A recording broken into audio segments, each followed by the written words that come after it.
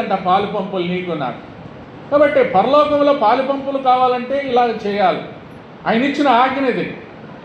కాబట్టి ప్రభు శరీరం అని వివేచింపక ఎవరైనా ఇదేదో అలవాటుగా ఆచారంగా చేశారనుకో శిక్ష ఉంది. ఆ శిక్షకు నువ్వు నేను పాత్రలను కాకూడదని మనకు ఈ గ్రంథం హెచ్చరిస్తుంది. ఈ గ్రంథంలో శ్రేష్టమైన గ్రంథం, పరిశుద్ధమైనది, ఎక్కడ చూసి ఆదరిస్తుంది. ఆదికాండము నుంచి ప్రకటన గ్రంథము దాకా నువ్వు చదివితే ఆదరిస్తుంది. సుఖ దుఃఖాలు వచ్చినాయి అనుకో, వాటిలో మనకేమిస్తుంది? వాగ్దానాలు ఉన్నాయి. ఈ వాగ్దానాలు మనలను ధైర్యపరుస్తాయి. ప్రియమైన వాళ్ళారా, 1 కొరింథీ 15:20లో ఇప్పుడైతే నిద్రించిన వాళ్ళు ప్రథమ ఫలంగా క్రీస్తు మృతులలో నుండి ఆయన లేచిన ద్వారా ప్రథమ ఫలం క్రీస్తే. ఆ ప్రథమ ఫలంగా చూడండి, దశలోనీయులకు రాసిన పత్రిక ప్రథమ ఫలము అంటే ఏ విధంగా మనకు అయ్యారు.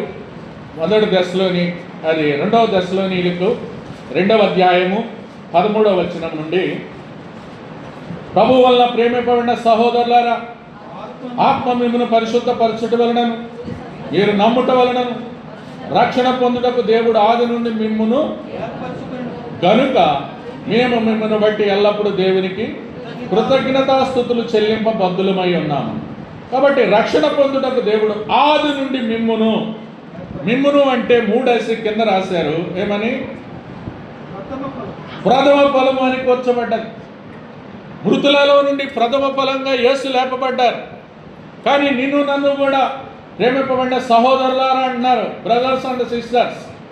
నిన్ను నన్ను పరిశుద్ధ పరచుట వలనను నమ్ముట వలనను విశ్వాసం ఉంచుట ద్వారా రక్షణ పొందుటకు ప్రథమ ఫలంగా నిన్ను నన్ను ఏర్పరచుకున్నారు.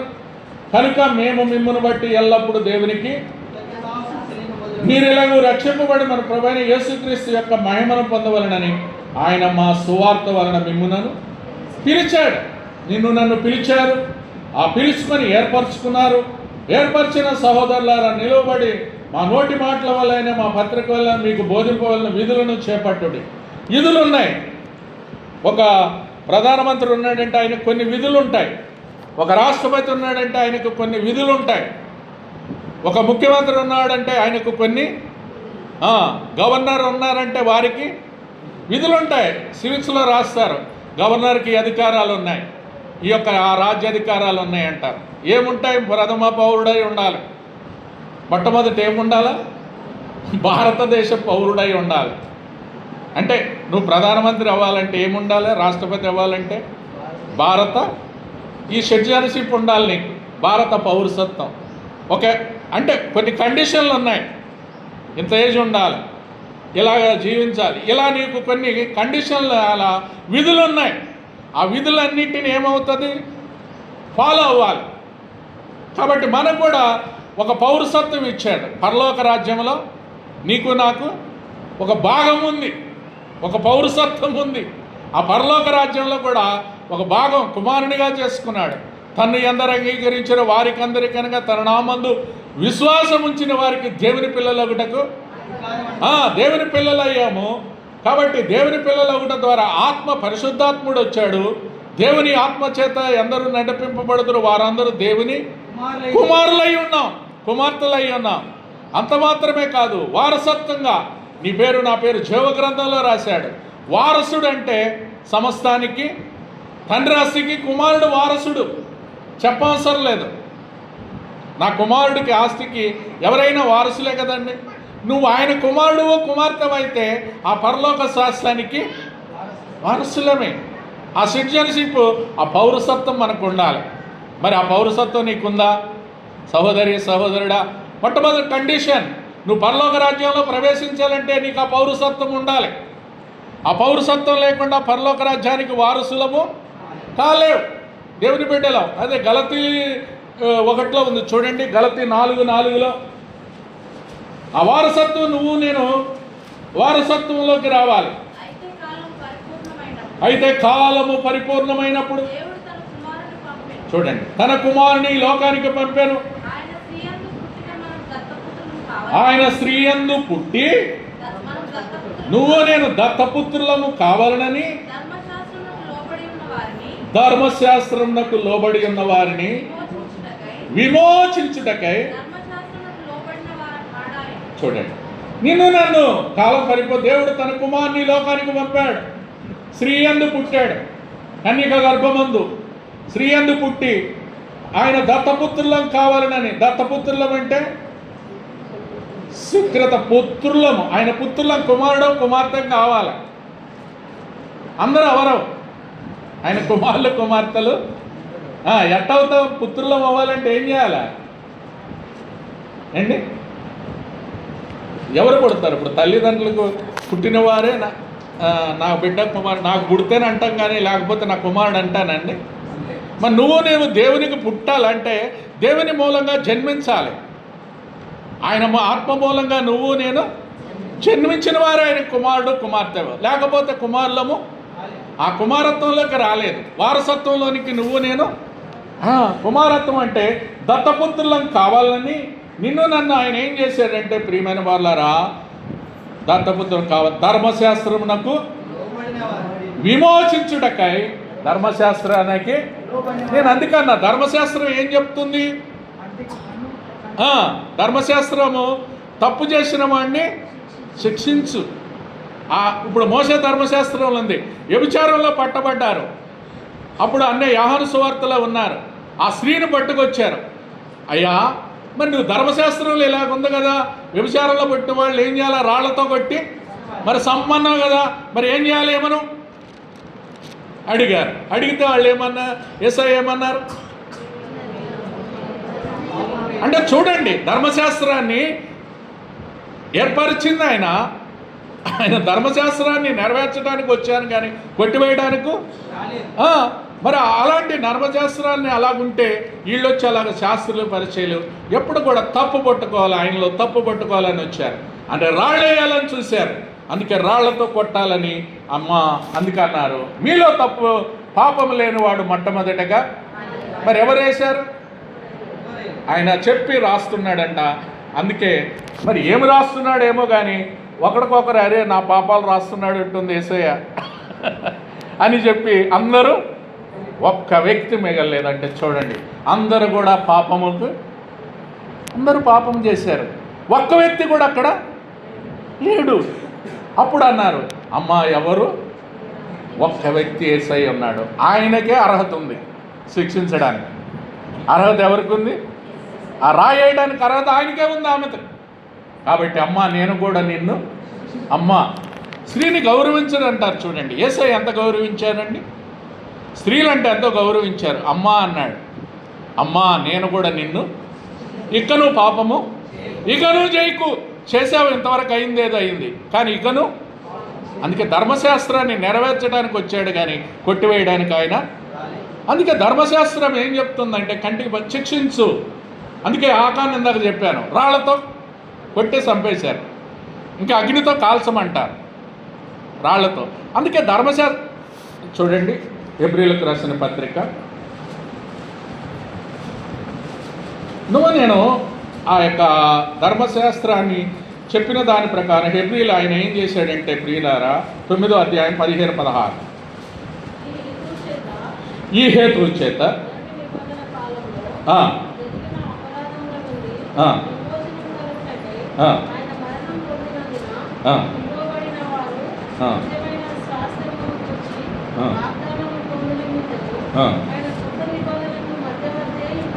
కొత్త నిబంధనకు చూడండి, పాత నిబంధనకు ఆయన కొత్త నిబంధనకు మధ్యవర్తి అయి ఉన్నాడు.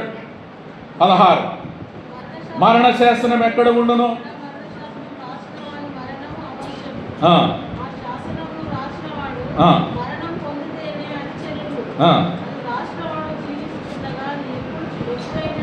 చెల్లునా? ఇప్పుడు శాసనం రాశారు, మరణ శాసనం, వీలునామా అంటారు. వీలునామా రాస్తారు. తండ్రి ఎవరికి రాస్తాడు? కుమారులకు రాస్తాడు. ఇప్పుడు అసలు కుమారుడు అయిపోయాడు కదా, వీలునామా రాయాల్సిన అవసరం ఏముంది? అన్నా నువ్వు కుమారుడు కుమార్తె అయితే ఆస్తి నీకే వస్తుంది కదా, ఎందుకు రాస్తాడు? ఇప్పుడు ఇందాక దత్తపుత్రులు అవ్వాలన్నా అంటే నన్ను దత్తత చేసుకోవాలంటే, ఇప్పుడు దత్తత చేసుకున్నారనుకో, ఒరిజినల్ కుమారులు ఉంటారు. ఒరిజినల్ వాళ్ళ కుమారుడు ఉన్నాడు, ఆస్తి ఆయన వారసులని చెప్పవసరంలా, ఆటోమేటిక్గా కుమారుడు అయితే తండ్రి ఆస్తికి వారసులు అయిపోయాడు. కానీ దత్తపుత్రులు అవ్వాలంటే ఈ దత్తత తీసుకున్న వాళ్ళకి ఏం చేయాలంటే వీలునామా రాయాలి, అంతే కదా. వీలునామా రాస్తాడు తండ్రి, నా దత్తత తీసుకున్న నా కుమారుడికి వీలునామా, ఒకళ్ళు వీళ్ళు ఇవ్వకపోతే నేను చనిపోయినాక ఈరేమని రాస్తాడు. రాసిన తర్వాత ఆయన బ్రతకుండగది చెల్లదు. ఎప్పుడు చెల్లుతుంది? ఆ తండ్రి చనిపోయినాక. అరే ఇప్పుడు దాకా ఈ నాస్తికి వారసులు మేమే అనుకుంటాం, మా నాన్న ఆస్తికి ఇంకొక కుమారుడు ఉండా అంటే దత్తత తీసుకున్నాడు ఇంకొకరిని. వీలునామా చూస్తే ఒక్కటుంది, ఇంకొకరి పేరు రాస్తుంది. ఇప్పుడు ఆస్తికి అతనికి కూడా వారసులయ్యారు, దత్తపుత్రులుగా మనలారు. అంటే చూడండి ప్రియులారా, నిన్ను నన్ను దత్తపుత్ర వారసులుగా చేసినాడు, ఆ రాజ్యానికి వారసులుగా చేశాడు.